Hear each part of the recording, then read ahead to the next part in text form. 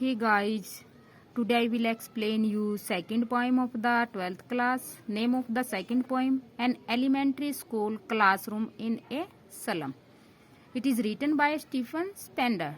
Time period of the Stephen Spender 1909 to 1995. Full name of the Stephen Spender, Sir Stephen Harold Spender. First of all, we have need to know something about poet. Sir Stephen Harold Spender was an English poet, अंग्रेजी कवि, novelist, उपन्यासकार, and essayist, निबंधकार, whose work concentrated on the theme of social injustice. उसका जो work है वो किस पर concentrate करते हैं? थीम ऑफ सोशल इंजस्टिस, सामाजिक अन्याय, एंड द क्लास स्ट्रगल, और क्या है? क्लास का जो स्ट्रगल है, क्या है? किसी वर्ग का क्या है जो संघर्ष है उसको. He was appointed poet laureate consultant in poetry. और वो क्या है? पोइट लॉरिएट सलाहकार नियुक्त हुए थे किसमें? इन पोइट्री, पोइट्री के अंदर, by the United State Library of Congress in 1965 के अंदर. In this poem the poet describe the situation of the student of an elementary school. यहाँ पे इस पोएम के अंदर पोइट डिस्क्राइब करते हैं, वर्णन करते हैं सिचुएशन ऑफ स्टूडेंट, उन बच्चों की स्थिति को, ऑफ द एलिमेंट्री स्कूल, जो प्राथमिक स्कूल के अंदर है. The school is located, school स्थित है, इन ए स्लम एरिया, झुग्गी झोपड़ियों के अंदर. The poet want everybody attention to these children. Poet चाहता है प्रत्येक व्यक्ति अटेंशन करे टू दीज चिल्ड्रन, इन बच्चों की तरफ, इन बच्चों की तरफ प्रत्येक व्यक्ति ध्यान दे. But they have no opportunity to enjoy the real blessing of life.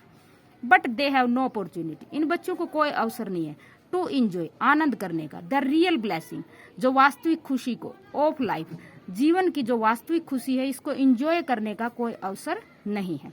The poet seize, कवि देखता है, some children sitting in a classroom, कुछ बच्चे हैं इस क्लासरूम के अंदर बैठे हुए हैं.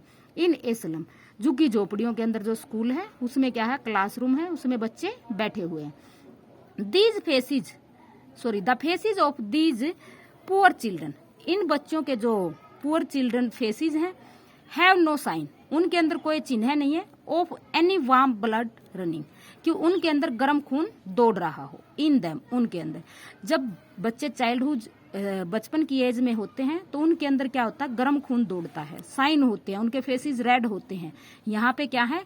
उनके अंदर रेडनेस नहीं है. तो क्या है? अब दे आर ऑल पेल, सारे के सारे पीले पड़े हुए हैं, उनके फेसिस बिल्कुल पीले पड़े हुए हैं. एंड लुक लाइफलेस, और दिखाई देते हैं बिना लाइफ के. The calls upon the school governors, inspector and visitor to take these children out of slums. Poet पुकारता है किसको? स्कूल के गवर्नर्स को, इंस्पेक्टर को, एंड विजिटर्स को, भी टू टेक दीज चिल्ड्रन, इन बच्चों को लेके जाओ, आउट ऑफ द स्लम्स, इन झुग्गी झोपड़ियों से बाहर. They should take these poor children to places where they can play in the green field. They should take, इन बच्चों को लेके जाओ, पुअर चिल्ड्रन, बच्चों को, टू प्लेसेस, ऐसे स्थान पर, वेयर दे कैन प्ले, वो खेल सके, इन द ग्रीन फील्ड, हरे हक क्षेत्र में, and on the golden sand, और क्या है? चमकती हुई रेत के ऊपर. And they should be kept, इन बच्चों को रखना चाहिए, इन द प्लेसेस, ऐसे स्थान पर, where they can not only read from their books, वहां पर, ऐसे स्थान पर रखे जहां पर केवल वो बुक ही ना पढ़ें, बट आल्सो प्ले, और वो वहां पे खेले भी, अमंग द ट्रीज, उन वृक्षों के अंदर से. द पोइट सेज दैट, कवि कहता है, that history belongs only to those nation, history उन्हीं की लिखी जाती है, इतिहास उन्हीं के लिखे जाते हैं, उन्हीं राष्ट्र के लिखे जाते हैं. वेयर चिल्ड्रन, जहां पर बच्चे, कैन लिव फ्रीली, जहां पर बच्चे फ्रीली रहते हैं, इन एंजॉय ऑल ब्लेसिंग, और आनंद करते हैं सभी खुशियों का, सभी आनंद का. Under the sun, under the sun मतलब सारे इंजॉय करते हैं, सारी आजादी उनको दी जाती है, तब वो क्या है?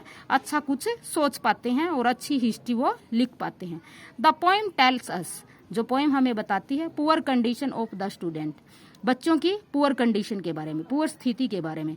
एंड द स्कूल, स्कूल की. दिस पोएम आल्सो टीचर्स, ये पोएम हमें बताती है the value of the education, कि भाई शिक्षा की क्या वैल्यू है.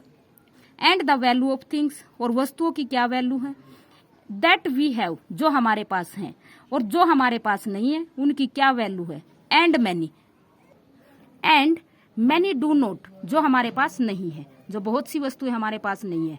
Stephen Spender demands equal opportunity, Stephen Spender demand करते हैं इक्वल अपॉर्चुनिटी की, बराबर के अवसर की, फॉर एजुकेशन, शिक्षा के अंदर, फॉर द पुअर, गरीब बच्चों के लिए, एंड द अंडर प्रिविलेज्ड, जो वंचित है इन चीजों से लिए, जो वर्ग वंचित है इन चीजों से, शिक्षा से, उन सब के लिए क्या है, इक्वालिटी की मांग करता है, इक्वल अवसर की मांग करता है। तो स्टूडेंट ये क्वेश्चन आपने लर्न करना है, इसमें आपका इंट्रोडक्शन, कंक्लूजन और सारा का सारा डिटेल इसमें आपकी पोएम की आ गई है। तो एग्जाम पॉइंट ऑफ व्यू से क्वेश्चन बनाया है, तो इसको लर्न करिए। Thank you student.